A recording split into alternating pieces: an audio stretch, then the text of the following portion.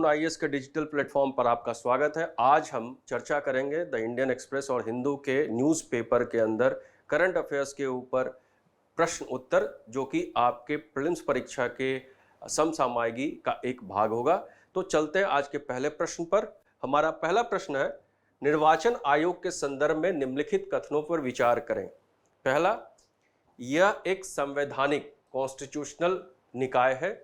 इसकी स्थापना भारतीय संविधान के भाग 12 के तहत की गई। यह राजनीतिक दलों को अनुशासित करने का कार्य करता है और मुख्य चुनाव आयुक्त का कार्यकाल 6 वर्ष या 65 वर्ष की आयु दोनों में से जो भी पहले हो तक होता है। उपयुक्त कथन में से कौन सा सही है? 4 विकल्प हर बार की तरह इसमें भी दिए गए हैं, इसमें से कोई एक विकल्प का चुनाव करना है। तो यह एक संवैधानिक निकाय है। पहला जो आपका ये स्टेटमेंट है, यह एक संवैधानिक निकाय है। यह एक ऑटोनोमस कॉन्स्टिट्यूशनल बॉडी है, स्वायत्त संवैधानिक निकाय है। इसकी स्थापना भारतीय संविधान के भाग 12 के तहत नहीं, भाग 15 के तहत, भाग 12 के तहत नहीं, भाग 15 के तहत की गई है। यह राजनीतिक दलों को अनुशासित करने का कार्य करता है, यह बिल्कुल सही कथन है। और मुख्य चुनाव आयुक्त का कार्यकाल 6 वर्ष या 65 वर्ष की आयु दोनों में से जो भी पहले हो से उनका चुनाव का कार्यकाल उतना ही तक होता है। तो अगर हम 4 विकल्पों पर अगर इसको गौर करें तो हम देखते हैं कि इसमें 1, 3 और 4, चूंकि दूसरा जो आपका कथन है वो गलत है, तो ये इस तरह इसका आंसर सी होना चाहिए। अब हम इसके व्याख्या पर आते हैं। तो व्याख्या पे अगर हम इसकी चर्चा करें तो देखते हैं कि निर्वाचन आयोग की स्थापना भारतीय संविधान के भाग 15 के तहत की गई, जो कि हमारे कथन में भी था और वो गलत था। यह एक स्वायत्त संवैधानिक निकाय है जो भारत में संघ और राज्य चुनाव प्रक्रिया का संचालन करता है। यह देश में लोकसभा, राज्यसभा, राज्य विधानसभाओं, राष्ट्रपति और उपराष्ट्रपति के चुनाव का भी संचालन करता है। मुख्य चुनाव आयुक्त और चुनाव आयुक्तों की नियुक्ति राष्ट्रपति द्वारा की जाती है। इनका कार्यकाल 6 वर्ष या 65 वर्ष की आयु दोनों में से जो भी पहले हो तक होता है। यह राजनीतिक दलों को भी अनुशासित करने का कार्य करता है। इसके अलावा संविधान के अनुच्छेद 324 और 329 के अंतर्गत चुनाव आयोग के जो अध्यक्ष और उसके आयोग के सदस्य होते हैं, उनके कार्य, उनके कार्यकाल और उनकी शक्तियों का भी इसमें समाहित किया गया है। यानी संविधान के अनुच्छेद 324 और 329 के ये अंदर ये इसकी व्याख्या संविधान में की गई है। अब हम आते हैं अपने दूसरे प्रश्न पर। दूसरा प्रश्न है, मामल्लपुरम शिखर सम्मेलन जिसकी कभी कभी समाचारों में उल्लेख किया जाता है। पहला, ए, वुहान 2018 में पहले अनौपचारिक शिखर सम्मेलन के उत्तराधिकारी। बी, भारत चीन दूसरा अनौपचारिक शिखर सम्मेलन। सी, भारत पाक दूसरा अनौपचारिक शिखर सम्मेलन। डी, ए और बी दोनों। अब इस पे अगर हम देखें तो आपको याद होगा कि मामल्लपुरम में जो शिखर सम्मेलन हुआ था वो दूसरा भारत और चीन के बीच हुआ था, जिसमें भारत के तरफ से भारत के प्रधानमंत्री श्री नरेंद्र मोदी और चीन के राष्ट्रपति जिनपिंग ने इसमें शिरकत की थी। और अगर इसके आंसर्स पे जाएं तो हम देखते हैं कि भारत और चीन के बीच दूसरा अनौपचारिक सम्मेलन 2019 में चेन्नई के दक्षिण में तटीय शहर मामल्लपुरम में हुआ था। तो इस व्याख्या के अनुसार ए और बी मींस पहला और दूसरा कथन सही है। इसका मतलब इसमें एक और ऑप्शन दिया गया डी, ए और बी दोनों, तो इसका सही उत्तर डी होगा। अब हम अपने तीसरे प्रश्न पर आते हैं। ध्रुव MK3 विमान के संदर्भ में निम्नलिखित कथनों पर विचार करें। यह ब्राजील द्वारा निर्मित एक एडवांस लाइट हेलीकॉप्टर है। इसका निर्माण ब्राजील की एम्ब्रायम कंपनी द्वारा किया गया है। एक twin engine multi role multi mission वाला नई पीढ़ी का हेलीकॉप्टर है। उपयुक्त में से कौन से कथन सही नहीं है? अब ये यहाँ पे दिया सही नहीं है। अगर आप इनके स्टेटमेंट पर देखें तो यह ब्राजील द्वारा निर्मित एक एडवांस लाइट हेलीकॉप्टर है और इसका निर्माण ब्राजील की एम्ब्रायर कंपनी द्वारा किया गया है। ये दोनों स्टेटमेंट गलत हैं क्योंकि यह भारत के द्वारा स्वदेशी निर्मित आत्म भारत निर्भर के तहत ये ध्रुव MK3 का संयोजन किया गया है। यह स्वदेशी निर्मित इकाई जो बेंगलोर में स्थित है उसके द्वारा निर्मित है, जिसे HAL नाम दिया गया है।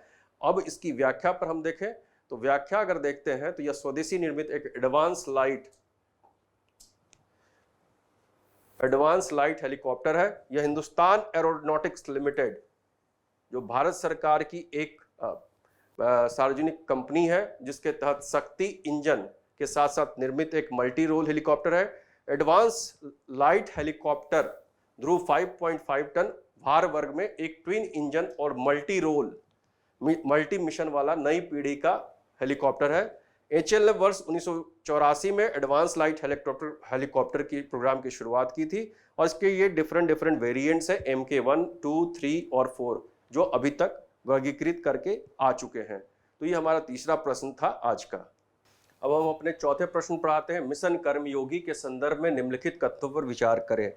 पहला, यह सिविल सेवा क्षमता निर्माण के लिए राष्ट्रीय कार्यक्रम है। दूसरा, क्षमता निर्माण प्रशिक्षण IGOT कर्मयोगी डिजिटल प्लेटफॉर्म के माध्यम से प्रदान किया जाएगा। और तीसरा कथन है, NPCSCB की रोल आउट रणनीति को नीति आयोग निर्धारित करेगा। उपरोक्त में से कौन सा कथन सही है? केवल एक और दो और तीन, एक, दो और तीन।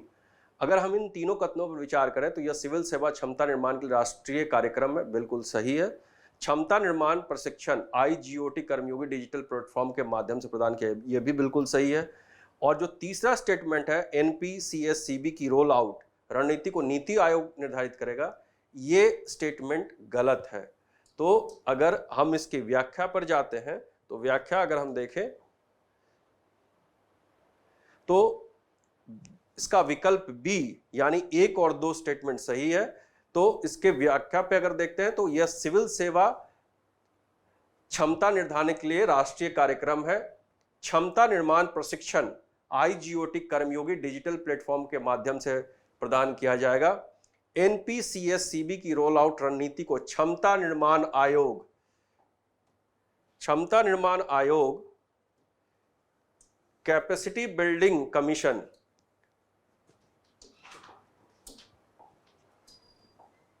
कैपेसिटी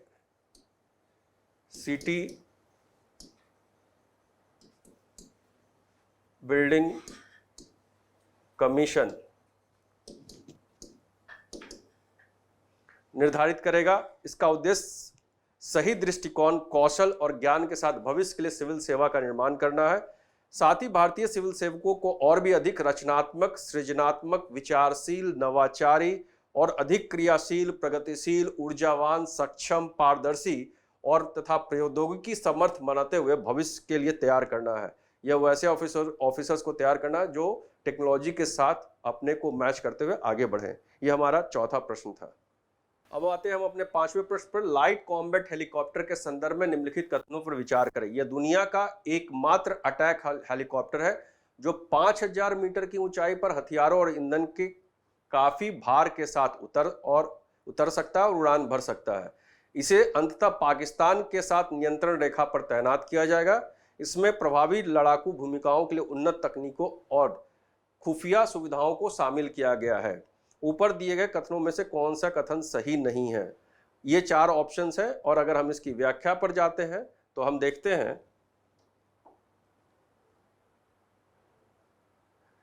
कि इसका विकल्प सी सही है। सी सही का मतलब 1 और 3, इसे पाकिस्तान के साथ नियंत्रण के रेखा पर तैनात नहीं किया जाएगा। यह चीन, भारत और चीन की सीमा पर लद्दाख के क्षेत्र में इसको शामिल किए जाने की संभावना है। और इसकी व्याख्या पर, अन्य व्याख्या के अलग अलग पहलुओं पर नजर डालें तो LCH light combat helicopter Hindustan aeronautics limited के हेलीकॉप्टर डिवीजन के लिए एक नया अतिरिक्त है। यह 2 इंजन वाला हेलीकॉप्टर 5 से 8 टन वर्ग का एक समर्पित लड़ाकू हेलीकॉप्टर है। LCH में प्रभावी युद्धक भूमिकाओं के लिए उन्नत तकनीकों और खुफिया सुविधाओं को शामिल किया गया है और इसे दुश्मन की वायु रक्षा, प्रतिवाद, खोज, बचाव, टैंक रोधी, काउंटर सरफेस फोर्स और ऑपरेशंस आदि भूमिकाओं को पूरा करने के लिए डिजाइन किया गया है। LCH दुनिया का एकमात्र अटैक हेलीकॉप्टर है जो 5000 मीटर की ऊंचाई पर हथियारों और ईंधन के काफी भार के साथ उतर और उड़ान भर सकता है, जो कि हमारे इस कथन में भी था और बिल्कुल सही है। यह बर्फ की चोटियों पर -50 डिग्री सेल्सियस से लेकर रेगिस्तान में 50 डिग्री सेल्सियस तक के तापमान में भी प्रभावी है। LCH को अंतः सेवा में AH-614E अपाचे हेलीकॉप्टर के अलावा चीन के साथ वास्तविक नियंत्रण रेखा पर तैनात किया जाएगा, जो कि हमारे स्टेटमेंट में पाकिस्तान लिखा हुआ था। तो इस तरीके से ये हमारा आज का ये 5वां प्रश्न रहा है।